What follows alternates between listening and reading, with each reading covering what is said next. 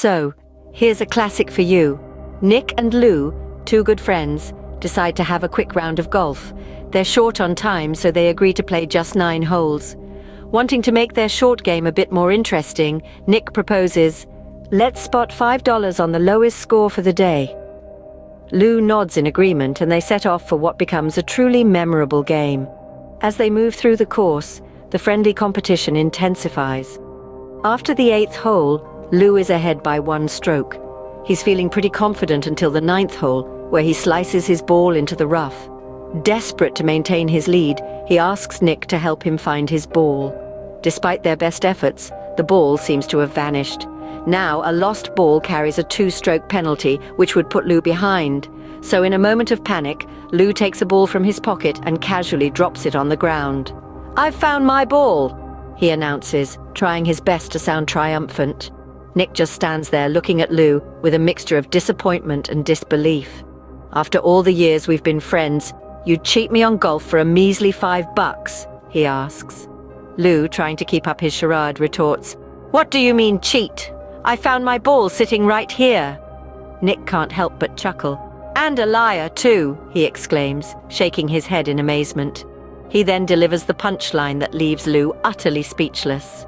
"I'll have you know, I've been standing on your ball for the last 3 minutes."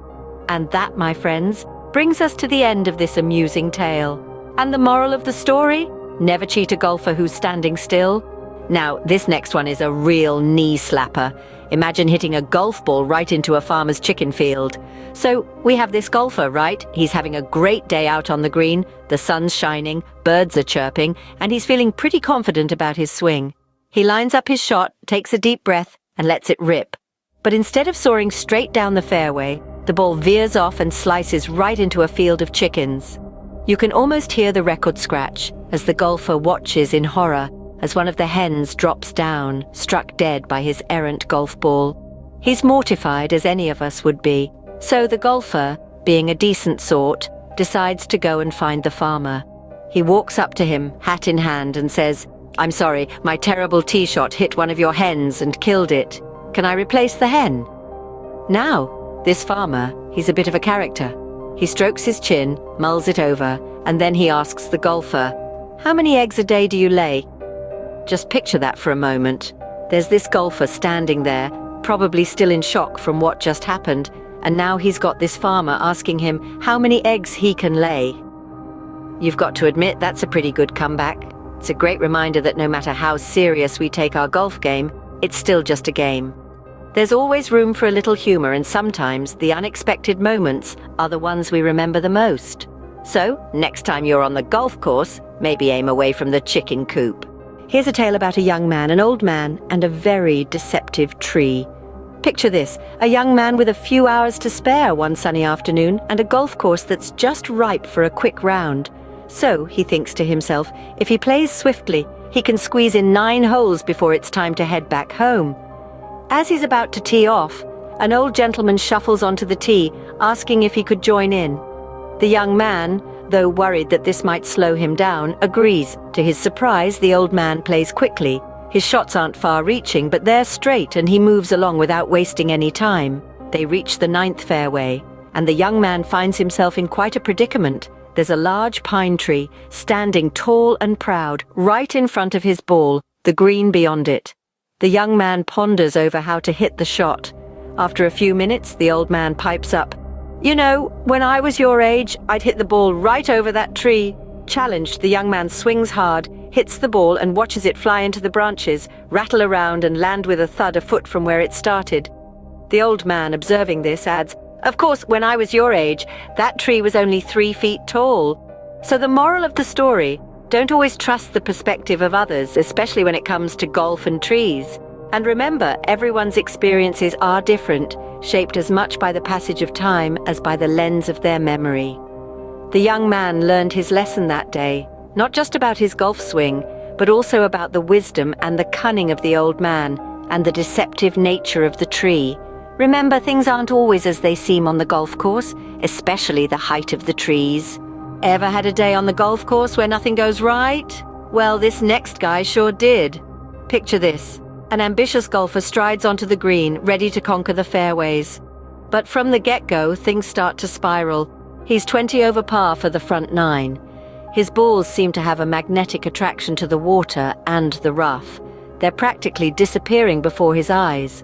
The trees are catching his balls like they're playing catch. The sand traps might as well be quicksand, and the water hazards are more like black holes. Then, to add to his mounting frustration, his caddy coughs. Yes, you heard that right, a cough. A simple, harmless human reflex. But on this day, at this moment, it's the last straw. It happens as he's steadying himself over a 12-inch putt on the 10th hole. The golfer loses it. "You've got to be the worst caddy in the world," he yells, letting out all his bottled-up frustration. His voice echoes around the course, startling the birds out of the trees. But the caddy, unfazed by the outburst, responds with a straight face. "I doubt it," he says, his voice as calm as the still water on the 18th hole. "That would be too much of a coincidence." His words hang in the air, a punchline delivered with perfect timing, the dry sarcasm cutting through the golfer's anger like a hot knife through butter. And although it might not help the golfer's score, it certainly lightens the mood. So the next time you're out there on the course, battling the elements, the hazards, and maybe even your own caddy, remember this story. Even if you're having a bad round, remember to keep your sense of humor, because at the end of the day, it's just a game. And who knows, your caddy certainly will. This last one is a cautionary tale for all the married golfers out there. Let's talk about Nick. Now, Nick was in quite a pickle when he forgot his wedding anniversary. His wife, Molly, not one to mince words, made her expectations clear. She told him, "Tomorrow, there better be something in the driveway for me that goes from 0 to 200 in 2 seconds flat." Nick, perhaps misunderstanding the assignment, decided on a small package that he left in the driveway the following morning. Molly, expecting something fast and flashy, was met with a brand new bathroom scale. Let's just say it didn't meet the 0 to 200 criteria she had in mind. The end result? Well, let's just say funeral arrangements for Nick have been set for Saturday at his favorite golf course. So golfers, always remember your anniversaries, and if you don't, at least choose your gifts wisely.